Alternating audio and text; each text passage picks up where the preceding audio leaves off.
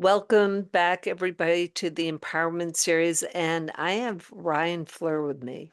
Ryan is the new president of the Philadelphia Orchestra and Ensemble Arts. And Ryan, wasn't there like a recent front page article in the Inquirer saying something like Philadelphia Orchestra, a stunning turnaround. And so you're like, okay, well, Ryan's been here, for a short period of time, but he hasn't. I know Ryan, I've known him for a long time, and he really is the brains in operation. You can't fight back on that, Ryan. It's true that got the Philadelphia Orchestra to this point. So I just wanted to, that's my view of Ryan. And before that, he was at another orchestra. Where were you? I was before that I was at the Memphis Symphony. I was the CEO in Memphis, and before that I ran a small chamber orchestra in Boston, Massachusetts. Which is terrific. And I did read somewhere, which you haven't told me, is that do you play the piano? You're like I, a I haven't told you, but I do play the piano. very Still cool. play the piano. I took a Very hiatus when our kids were younger, but now that they're older, it's the job is long hours, and I need a stress release and playing the I piano. was gonna say, A little Schubert, a little I'm Chopin. not gonna ask you to do that right now, but I'd love to ask you to do that right now. But so that's how I know Ryan. And the other thing I want to say about you, Ryan, is that I love his style. It's very authentic. He's just a good guy. And, a lot of people, when they get to those leadership positions, kind of get full of themselves. That's not Ryan. Ryan is actually the opposite. Ryan is a giver, and is very focused on the community and about the impact of the orchestra and ensemble arts on the community. But anyhow, Ryan, what I really want to hear about is you.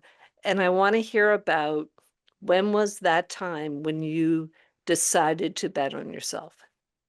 Yeah, well, thank you, Sue. It's a pleasure to be here, and it's always a pleasure to work with you. I've worked together a long time, and it's wonderful to work with you to help make Philadelphia a better place for everyone. Yeah, I think back to my time in Memphis, Tennessee, when I was CEO of the Memphis Symphony, and this was an orchestra that was in a mid-sized market, and we were about playing the best possible orchestral music that we could in a part of the country that if we didn't play it, it wouldn't be heard. If you just look at Memphis on a map and look what's surrounding it. But when the Great Recession happened in 2008, we very quickly were an organization on our heels. Uh, we had to basically cut the budget in half. The endowment that we had went down 60% in a very short period of time. I had to lay off about 40% of the staff, and we had to make some decisions about who are we going to be as an organization.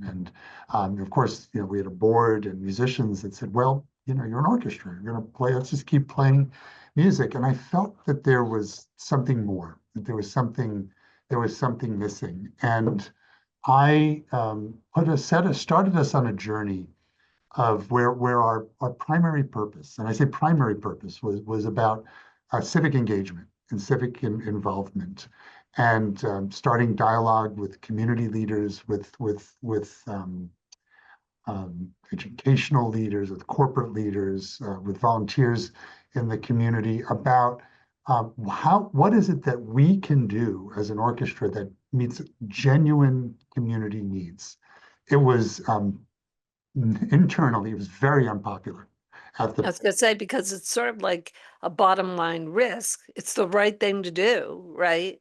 And well, so what, it's being removed from it. Obviously, it felt like the right thing to do, but there was a lot of there was a lot of resistance, but we created a framework where, for a number of weeks a year, we uh, each of our musicians, I gave them latitude that they can do actually anything they wanted with their official orchestra time, as long as it met three criteria: that they could define how it was artistically meaningful. it met a genuine community need, right? And we could ultimately tie it to a revenue source. And once we started, I remember it took one musician to take some courage and come out there, and they said they wanted to get out in the health arena and they wanted to learn how to do drum circles. And so we went, I got some funding, and they were trained in drum circles, and they went out to the hospital once a week and working with different kids each week. And then it started to catch on. And within a year, I think we had 20 different musician-driven projects for which ranged the gamut from musicians playing in bars on Beale Street to partnering at the Stax Museum, working with some of the kids at the Stax Academy, to doing these drum circles. And by 2010, 2011, when we got on the other side, it was a brand new organization. The culture had shifted, and yes, we still Wow. need Beethoven and Mahler and all those pieces, but there was this extra layer that I just felt particularly made our artists and our board members just proud to be affiliated with the organization. I love that. And do you think so you've been, here for 13 years, and have you tried to infuse that in everything you're doing as part of your leadership style?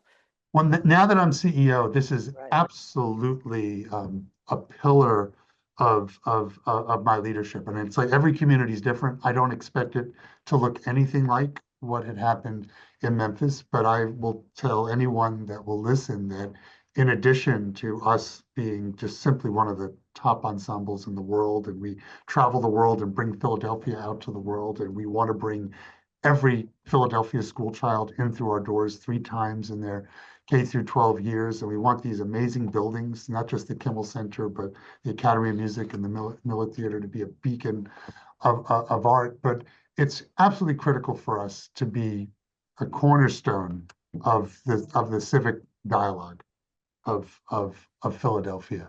And we're discovering what that means. Just having conversations with many people that we both know both in the corporate world, in the civic world, in the philanthropic world, and seeing where the conversation leads. No, I love that because, it's as simple as giving back and, it's bringing, the orchestra is one of the greatest cultural institutions in the world, right? And they're not very few from Philadelphia. There are several, but you definitely are on the top of that list. And to lead right with the giving piece is kind of cool. Yeah, well, listen, you can say we're one of the top in the world, and I keep a little post-it on my computer, and it says we are number one, just to keep myself grounded I love that.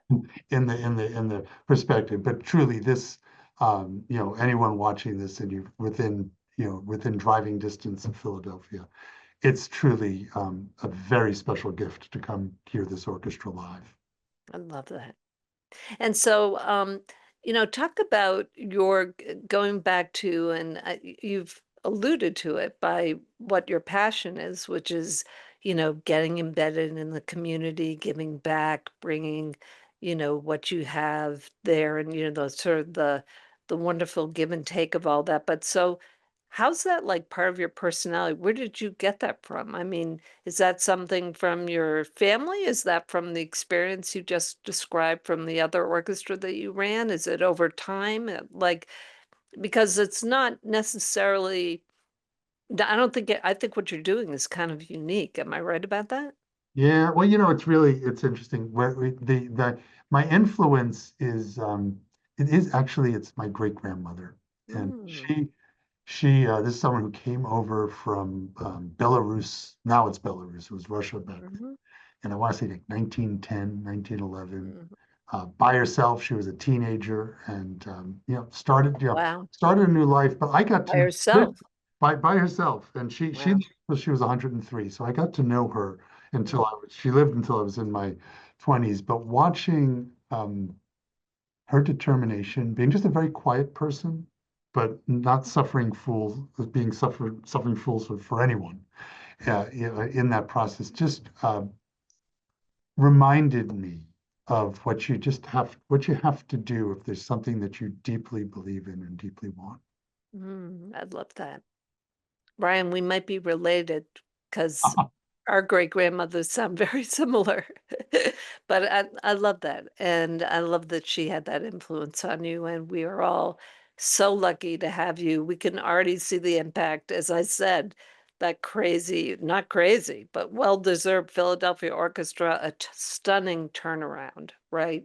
How cool is that? It is very So cool. Thank yeah, you so so I just want to thank you for spending a couple minutes with us to tell everybody about your leadership and how you took that risk and that bet on yourself and how it's actually now turning into or continuing to turn into giving back to Philadelphia and the region, which is really fantastic. So appreciate you.